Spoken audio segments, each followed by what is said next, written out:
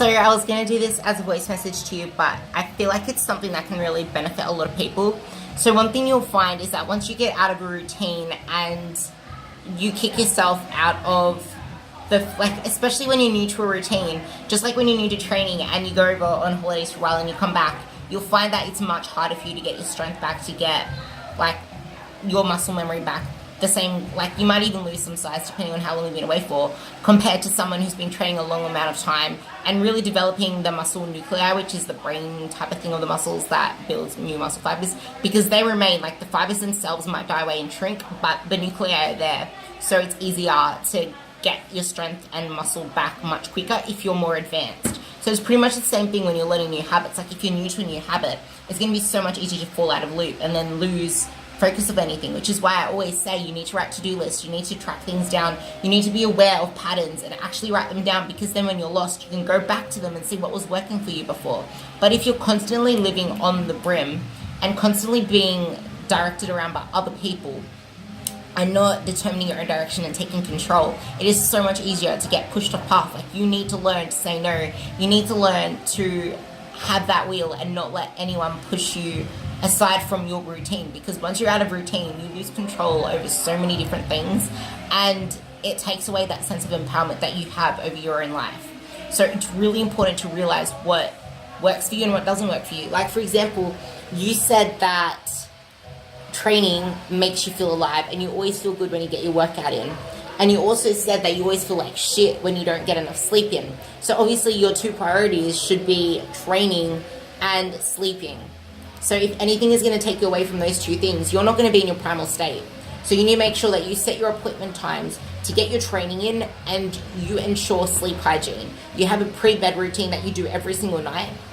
So if you're feeling really shit, maybe it's because you fell in love with this new Netflix channel and it's taking away from your sleep and your workout time. So now you're having that negative feedback loop and it's feeding into negative habits again, negative thinking patterns, and that's only just going to keep kicking you down even more.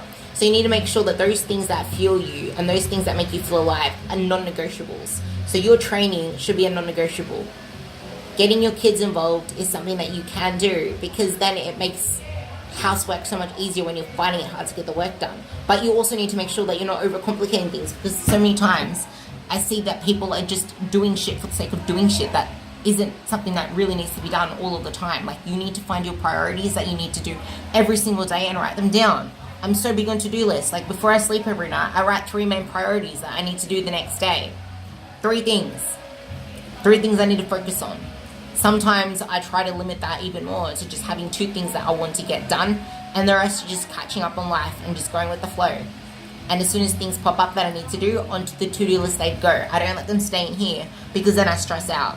Anything that's in here and not on paper stresses me the hell out, because it catastrophizes itself and I see it as a bigger issue than it is. So I am so big on writing things down and seeing it in front of my eyes, because you know what? It's actually not that big of a task ahead. I can break it down into smaller steps. So that's something that you guys can implement when you're stressed out about getting housework done, stressed out about getting chores done. And a lot of the time, you don't have to do things as much as you think you need to do them. Does everything need to be dusted every single day? No, because it's just going to get dusty again. Figure out what you need to prioritize that day and schedule out a week of chores you need to do around the house and make them things that get done. But figure out when you are at your peak time to get shit done. So if, for example, you're not at your peak time until you get your exercise in, but for some reason you're trying to coerce yourself into doing your work, into doing housework before you exercise, and then deciding to reward yourself with some other shit when you haven't even got into a routine yet. Rewarding yourself is amazing, especially when it's not around food. Reward yourself by reflecting on how great you feel for getting the shit done. And then as soon as you make it such a habit that it's ingrained from you rewarding yourself mentally and getting that motivation internally, then you can start rewarding yourself externally, as long as it's not turning to food or turning to something that's going to take away from your goals that's counterproductive. If you're going to reward yourself with binge watching Netflix and then take away from your sleep and then take away from your training time and then fall back into a negative feedback loop again, that's a really bad thing to do.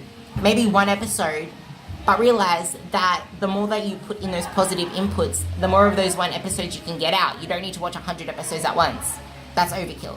So stuff like that, put music on. Music lights up your soul. All of that type of stuff can really, really freaking help you. But nothing gets done without a to-do list. It really doesn't. It stays up here, or you might get some stuff done, but it'll be done half-assed.